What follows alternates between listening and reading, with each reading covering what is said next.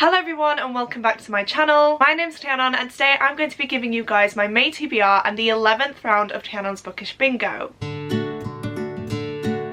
I honestly can't believe that I've been doing this TBR game for nearly a year now. When I came up with this game, I did just want a fun way to choose my TBR for the month, and I do have such a good time filming these videos for you guys. Since the next round will be Bookish Bingo's first birthday, I am planning something a little bit different and a little bit exciting, so definitely keep your eyes peeled for that. If you're new here though and don't know what Bookish Bingo is, it is a TBR game where every month I spin a bingo cage, every ball in here has a number on it, and every number corresponds to a prompt, and so whichever number I get, I need to pick a book that fulfills that specific prompt. If you would like to know more about this TBR game, I will leave the Bookish Bingo playlist link down below for you guys, but I'm sure you will catch on to the rules of this game as we go on to the spins. Before we do that though, please do make sure that you are subscribed to my channel. A lot of the people who watch my videos aren't actually subscribed to my channel, so if you do like watching my videos, it would mean the absolute world to me if you could click that little subscribe button. Right, I feel like this has been a very long intro, so without further ado, let's just dive into the first spin.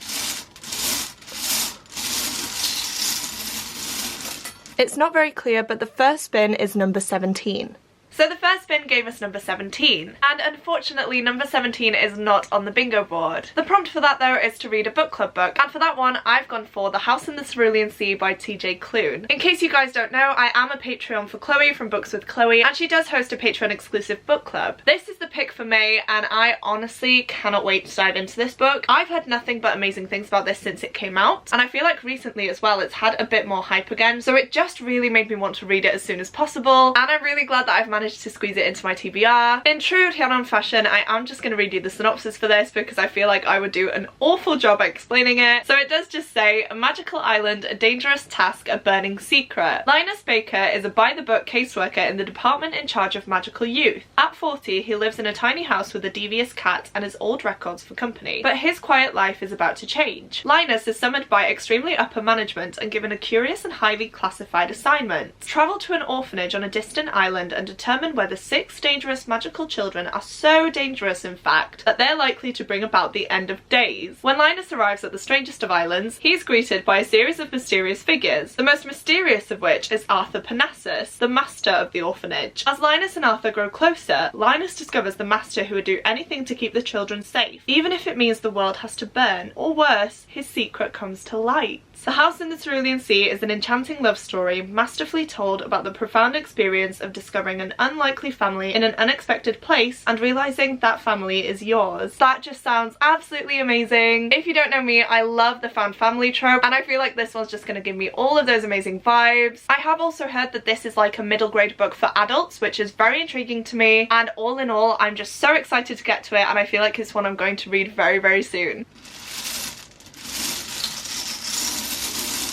The second spin gave us number 46. Next up we got number 46, and unfortunately 46 is not on the bingo board. The prompt for that though is to read a book featuring travel or a journey, and for this one I've gone for Windwitch by Susan Dennard. This is the second book in the Witchland series by her, and I am reading this series as part of Witchlandsalong, hosted by Jade over at JD Ray Reads. I was technically meant to read this book last month, but I'm having such a weird time with my reading at the minute. I'm so busy with uni and placement, and because of that I've just found it hard to read. I've just had no motivation, and I've had to prioritise other things, and so unfortunately I just didn't manage to get round to this one. Hopefully I can rectify that this month though. I do really want to read this before the live show, which I don't actually know when that's happening, but I will need to find out so I can prioritise this. As this is the second book in a series, I can't actually tell you much about this one because of spoilers, and because I don't have a clue what's going to happen here either. But in the first book, Truthwitch, we do follow our two main characters, Safi and Iseult. Iseult is a thread witch, which means that she can see people's emotions, and Safi is a truth witch. Now this is incredibly rare, and so Safi does everything in her power to keep this ability a secret. If you couldn't tell by the name, she can tell when people are lying or when people are telling the truth, and in this series there's a lot of political unrest at the minute. I believe that a treaty is coming to an end, and so different political factions are starting to prepare for war, and obviously if one of these factions were to have a truth witch, that would change the game completely. One day though, Safi and Iseult run into a blood witch, and now blood witches can actually tell what abilities people have, and so when he bumps into Safi, he finds out that she is a truth witch, and so he will stop at nothing to hunt them down. That is all I'm going to say about that one because I don't really want to spoil anything for you guys. I almost completely gave up on this series. I read Truth Witch years ago and really didn't enjoy it, and I was very close to unhauling it this year. However, I decided because this read along was going along, I would try and read it once again, and this time round I loved it. So I'm very excited to be diving into this one. Hopefully it won't take me as long to get into the story because obviously in the first book it's a brand new world. There's a lot of things going on that don't really make sense yet, and I'm just hoping that we get a little bit more answers in this one.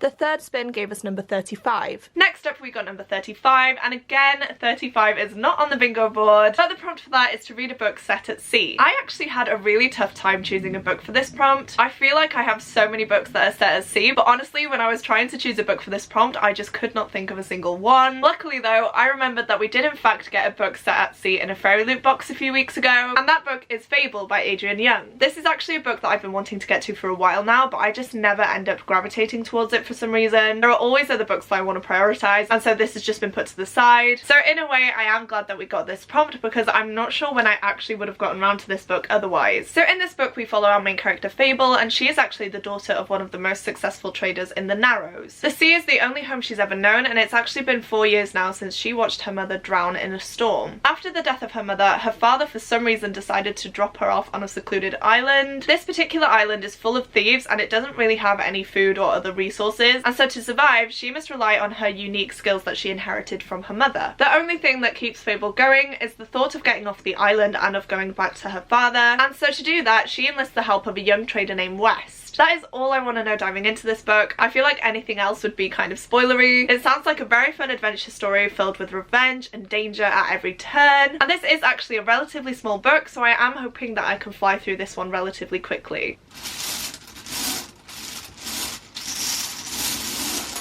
The fourth spin gave us number 61. The next spin gave us number 61, and again 61 is not on the bingo board. We are having such a bad time with this today guys, I'm so sorry, but the prompt for that is to read a backlist book, and for that one I've gone for The Moving Finger by Agatha Christie. If you guys don't know, I absolutely love a good murder mystery, and Agatha Christie's murder mysteries are just my absolute favourites. I have recently started reading the Miss Marple series by her, and I actually haven't picked up a book in that series for a while now, so I'm very glad to have managed to fit one onto my TBR. For this one I am just going to read you guys the synopsis. I don't tend to read the synopses of murder mysteries before diving in, so I'm completely clueless about this book, but it does just say, Limstock is a town with more than its share of shameful secrets. A town where even a sudden outbreak of anonymous hate mail causes only a minor stir. But all of that changes when one of the recipients, Mrs. Symington, commits suicide. Her final note says, I can't go on, but Miss Marple questions the coroner's verdict of suicide. Soon, nobody is sure of anyone as secrets stop being shameful and start becoming deadly. Even though this is a murder mystery book, I feel like it is going to be a fun one. I do personally think that the Miss Marple mysteries are a bit more light-hearted than Agatha Christie's other books, and so if you do want something that's a little less serious and maybe a little less graphic, I would highly recommend starting off with these. They are also books that I tend to fly through, so I feel like one day I am just going to sit down and power through this book. I definitely feel like I can finish it in one sitting, and again it's another one I just cannot wait to get to.